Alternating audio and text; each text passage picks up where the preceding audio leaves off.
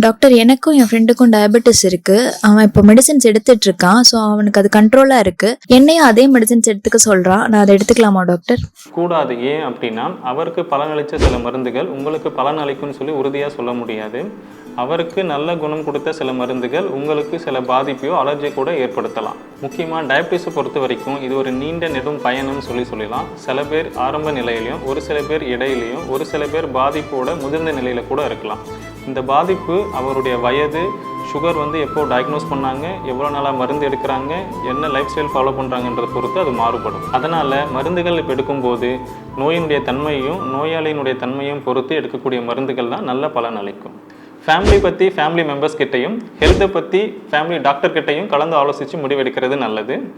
I am your family doctor Vasanth Milton Raj, Siddha diabetologist. Diabetic பற்றின more information தெரிஞ்சுக்க அனிலம் சித்தா சேனலை follow பண்ணுங்கள்.